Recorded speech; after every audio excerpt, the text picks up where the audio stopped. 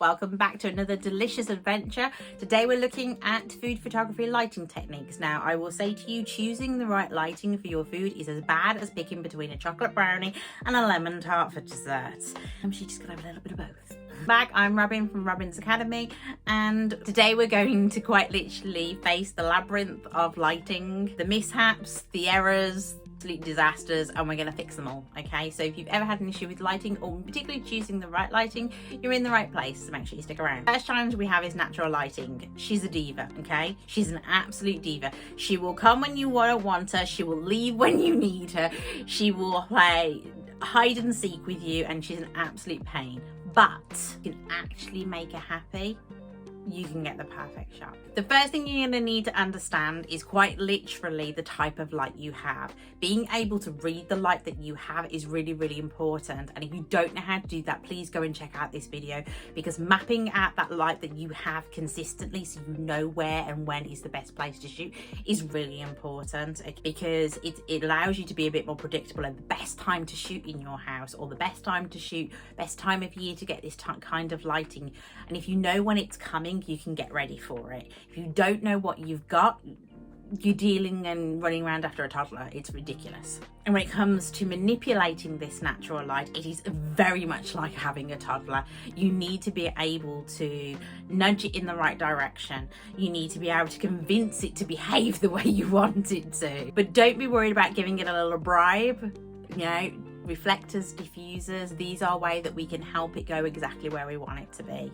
And that's really, really important, to make sure that we get rid of those pesky shadows, or we maybe get that perfect specular light the way we want it to be. So diffusers quite literally help you to distract them and behave in a nice, softer, gentler way.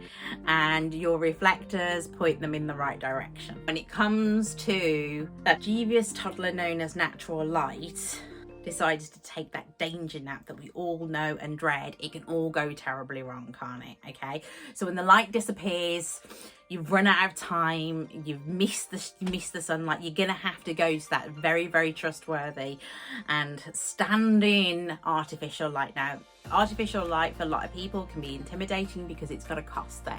What I will say to you is, realistically, you only need 2 LED lights and you can pretty much do whatever you want. And if you haven't got 2, that's fine, get 1 and use a reflector. That's what it's there for. It will help you take those shots the way you want it. Now it becomes a case of knowing where it should be. Easiest way to do that, if I'm brutally honest, is have it quite literally mimic the window. Okay, so literally put your light on the windowsill and make sure it's in that diffuse setting. Okay, put a diffuser in front of it, shower screen, a paper, it all works the same. Okay, embrace the power of that artificial light and make sure that you are too stressed about it. Okay, obviously you've then got that internal issue of what choosing your directional lighting. Are you going to go for side? Are you going to go for back? Are you going to go for front? Now, what I will say to you is there are certain angles and compositions that lead them in a particular direction. Okay, clearly if you want side lighting, you're going to be doing more of a 45 or completely flat. The whole point is to accentuate those shadows and make sure that you can see things. It's going to add dimension, it's going to ask a bit of drama. This is where your side leaks, in terms of your light leaks for dark and moody, come in, and it's just beautiful. Okay, backlighting will give you that fresh vibrance, or if you're going to do something like a window shot for salads and things like that. Juice, I like juice. Lighting is your sidekick. Okay, casts in intriguing shadows, adds the depth, adds drama to your dish, always pushing the boundaries. Backlighting works particularly well if you are going to go for a more glamorous look. You're looking for that fresh look. Lighting is your little black dress. Okay, it is quite simple. Your first and staple. You know it works. You know it's simple. It's great for overheads. Eliminate those shadows. Front lighting, you might want to add a bit of a reflection in there at some point, just to kind of help any of those nasty shadows. I will say is the biggest issue I see when it looks at things like lighting is actually the wonderfulness of white balance and color casting. The room you do this in plays an impact, okay? Shine a light on something blue, you're going to get a blue overtone. If you shine it on something brown or red, you're going to get a much warmer tone from it, okay? Being able to nail that white balance is really, really important and can literally make and break a shot.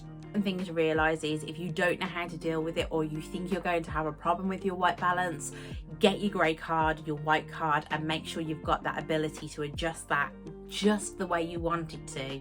Auto white balance is your magic wand, but every dish has its own colour story to go with it, and it's important that you embrace those natural tones. Do not over edit your photos. It's really, really important to keep them looking natural. As always, if you liked this, make sure you hit like, let me know, and I can do more things like this, and hit subscribe if you don't want to miss the next one.